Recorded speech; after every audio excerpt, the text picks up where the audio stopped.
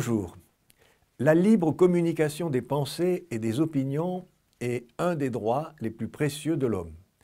Tout citoyen peut donc parler, écrire, imprimer librement, sauf à répondre de l'abus de cette liberté dans les cas déterminés par la loi. Voilà ce que nous pouvons lire dans l'article 11 de la Déclaration des droits de l'homme et du citoyen. Mêlez-vous de ce qui vous regarde. Vous feriez mieux de vous occuper de vos ouailles. Votre regard est biaisé de par votre religion. Nous sommes dans un pays laïque, alors laissez-nous tranquilles avec vos histoires. Au regard de ces quelques interpellations parmi tant d'autres qui me parviennent régulièrement à la suite de ces chroniques, je me demande parfois si le droit, cette liberté d'expression, n'est réservé qu'aux non-croyants. Ainsi, les croyants, et pire, un homme d'église comme moi, nous n'aurions pas le droit, au nom d'une certaine conception de la laïcité, de parler du mariage, du racisme, de l'euthanasie, des élections, de l'environnement, de la situation sociale, de la vie et de bien d'autres sujets.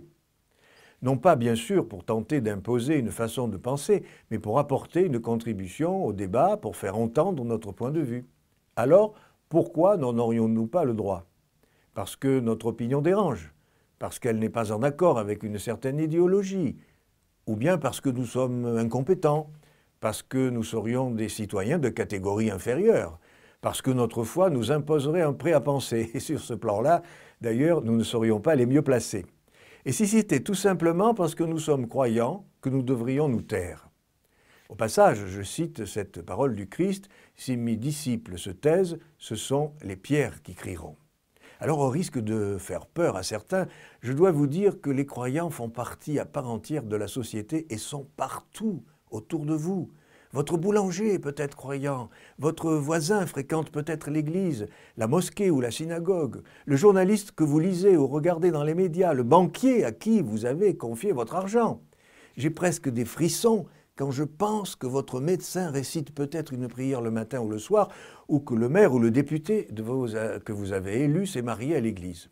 Pourtant, eux aussi ont des opinions et les expriment. Ces opinions sont le résultat des connaissances, des expériences, des rencontres, du savoir et aussi des croyances, quelles qu'elles soient.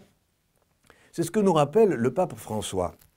Personne ne peut exiger de nous que nous reléguions la religion dans la secrète intimité des personnes, sans aucune influence sur la vie sociale et nationale, sans se préoccuper de la santé des institutions, de la société civile et sans s'exprimer sur les événements qui intéressent les citoyens.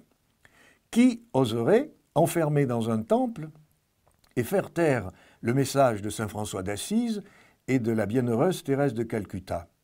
Il ne pourrait l'accepter. Une foi authentique, qui n'est jamais confortable et individualiste, implique toujours un profond désir de changer le monde, de transmettre des valeurs, de laisser quelque chose de meilleur après notre passage sur la terre. Alors, si les croyants ne peuvent pas apporter leur pierre à la réflexion sur les grands débats de société dont ils sont membres, je ne vois que deux solutions. Soit nous devenons schizophrènes dans nos paroles en sélectionnant ce qu'on peut dire à l'un et ce qu'on ne peut pas dire à l'autre, soit tous les croyants se taisent et il ne restera plus qu'1 milliard de personnes sur les 7 milliards que compte notre planète pour parler entre elles. À bientôt.